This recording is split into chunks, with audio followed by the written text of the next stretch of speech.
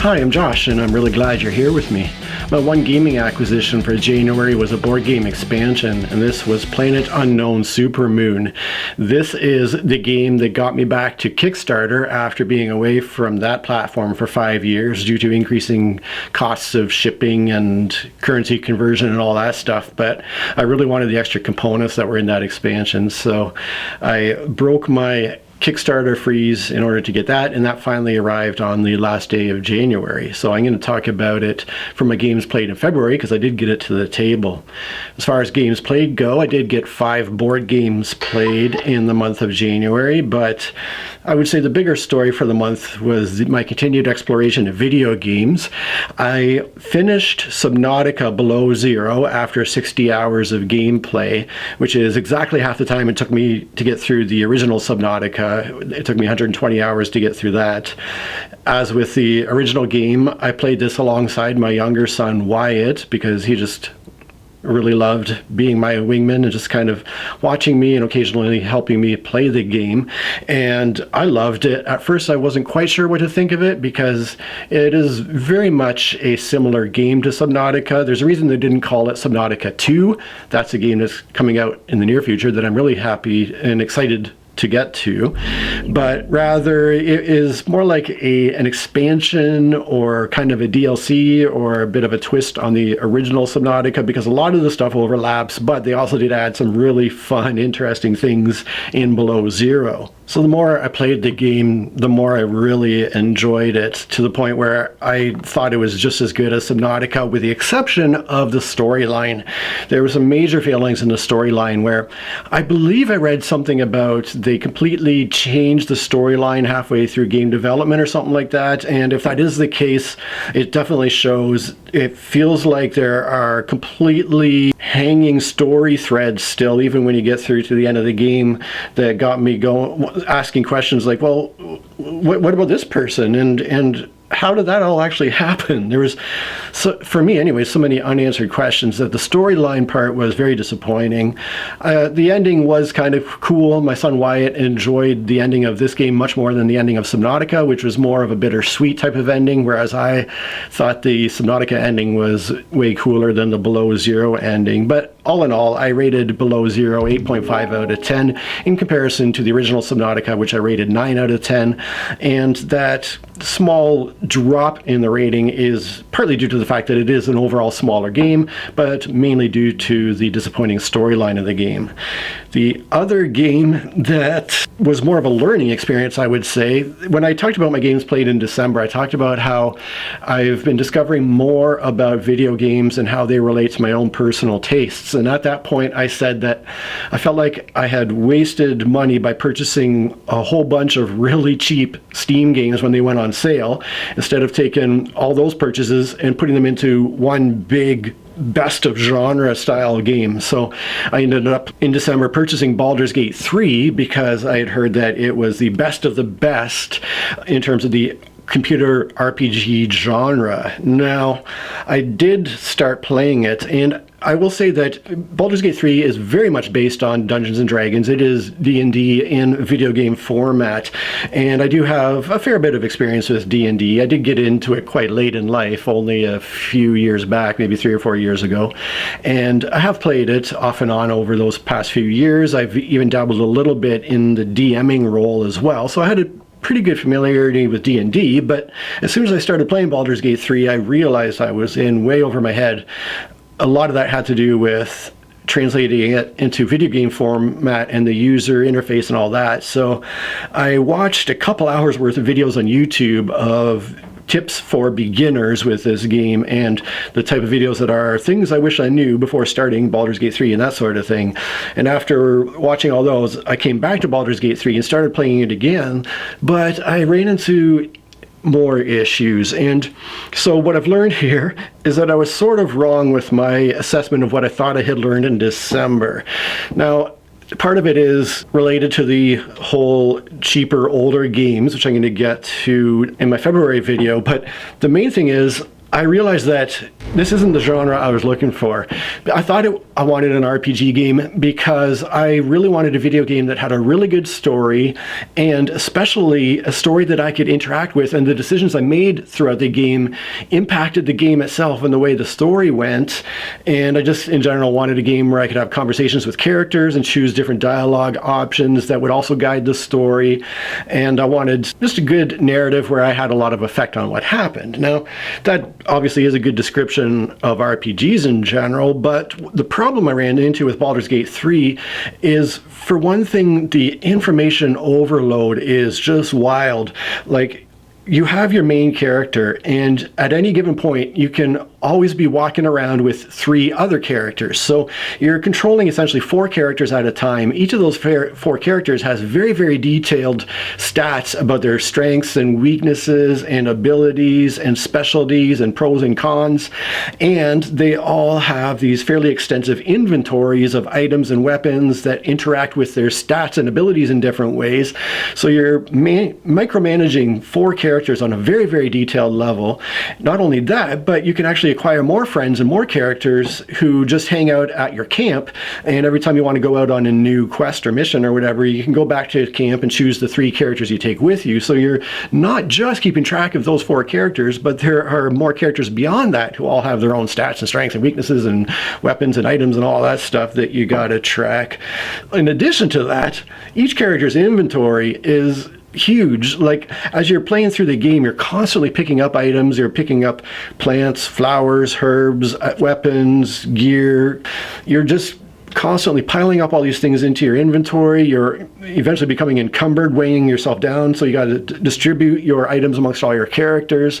And you need to know, in order to play optimally, you need to know how all of these specific herbs and flowers can be made into which potions or spells, and which ones are best kind of matched up with which characters based on their abilities. And there's just dozens and dozens of items to track, and the level of micromanagement in the game, again, if you want to play optimally, I'm sure you can just more or less ignore that and run through the game. But if you want to experience the game as it's meant to be experienced, there's so much to keep track of. So that slows down the game. The other thing that makes the game proceed at a snail's pace is, as you're going through the world, if you, again, want to explore everything that there is there, every few steps you're taking, you're kind of revealing different things, plants that can be picked, items that can be found, bodies that can be looted. And so you're kind of progressing tiny bit by tiny bit and acquiring new things along the way. So, in a game session that lasts an hour or two, I might travel 100 meters in world because there's so much loot I'm collecting on the way and trying to figure out who to give it to and what to do it with. So at the end of the day, this would be, I think, an amazing game for somebody who's deep into Dungeons and Dragons. This would be really an ideal game for somebody who has that background and is wanting to experience that in a digital format with cool visuals and that sort of thing. But in terms of the type of game I was looking for, it just was not a good fit. Ultimately, I got to the point where I just was kind of fooling around with it until I got bored. I actually discovered that you could take all of your characters, you could remove all their clothing and have them all just running around naked. So I had all my characters completely nude except for the boots they were wearing. One guy had a helmet, and then other than that, they just had their weapons and or shields that they were carrying, and everybody was running around nude.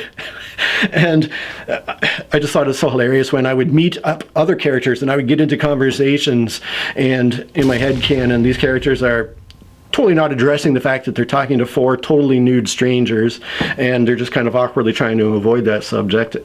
But, that was a fun laugh for about 20 minutes, and then I got tired of the game and ultimately abandoned it. I tried to refund it to Steam because it's an expensive game, and I dropped, a good 80 Canadian dollars on it.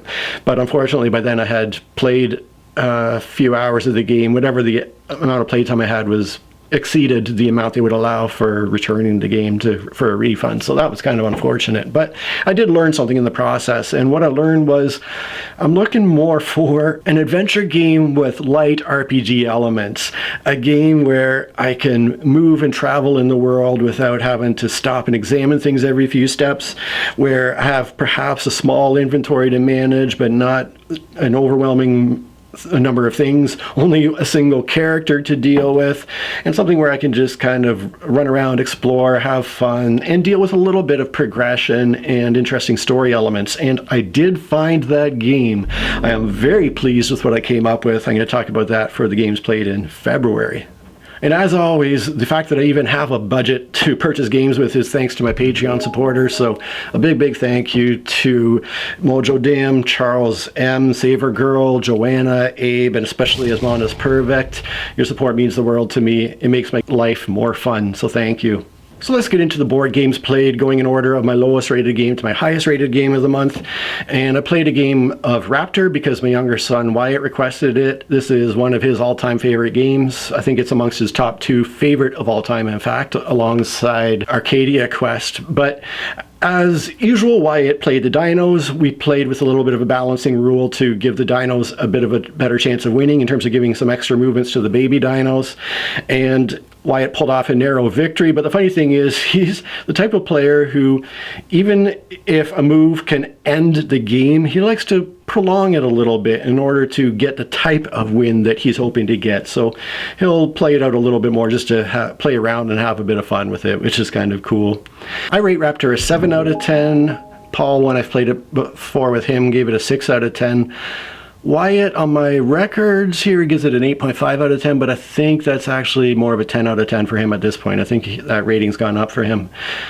Next up, I played Hive on the computer. I played with all the available expansions with the mosquito, the ladybug, and the pillbug, playing against the AI. It was the second easiest AI, but it's such a good AI on this app that it was still a challenge for me.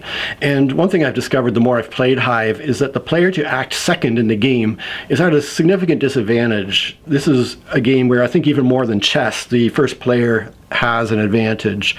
And so I was kind of proud with myself with how I did this one. I played very patiently. I didn't play my usual aggressive, just go get it style. I did get behind early because I wasn't the start player, but through my patient play, I was able to pull out a win, even though it was the second easiest AI. I was happy about that. I rate Hive an 8 out of 10 as a game. This is just such a fun little abstract strategy game, very chess-like in the way that each piece has its own movement capabilities and so forth, and it's just a lot of fun. Speaking of 2-player games, Paul and I got back to Sky Team, a cooperative 2-player game where players are trying to land an aircraft safely together. We played our very first yellow difficulty level, so once again we were on the second easiest level. Previously we'd only played the green, which are the easiest levels.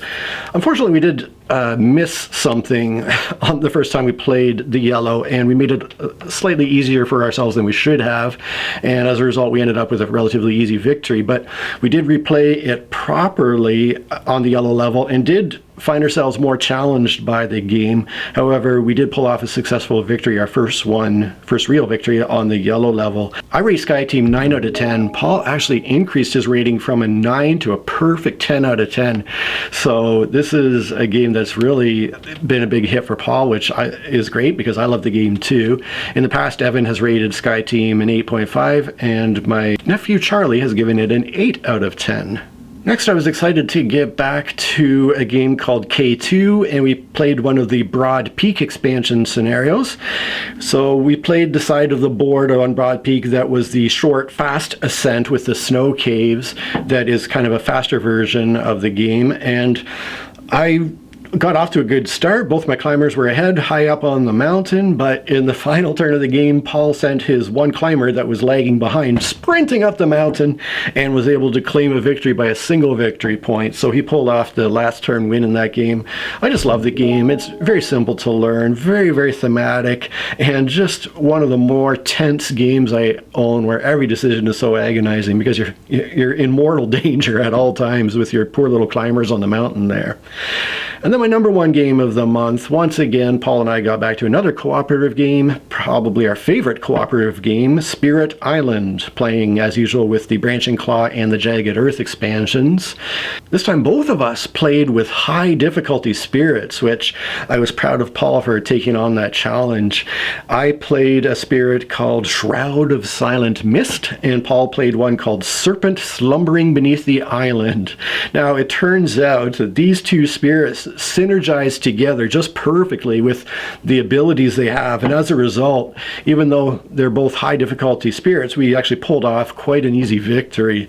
So given the amount of experience both of us have with this game, I think it's time that we maybe start a campaign against one of the adversaries. We have not really dabbled much with all the extra stuff outside of just the basic regular game components. We have tried one or two of the individual scenarios, but we've never tried going through an adversary campaign, so that might be something happening in the not too distant future, given how much both of us enjoy playing this game. So that was my month of January. As always, I would really love to hear what games you've been playing, what games have you been really enjoying, and if there's anything coming up in the near future that's due to be released that you have your eye on and that maybe I should take a look at too. Really appreciate you being here. Catch you on the next one. Cheers. Again, for games played in my February and physical, well, a light adventure game. Well, and as always, a huge thank you to my Patreon supporters. And as always, a huge thank you to my Patreon supporters for given how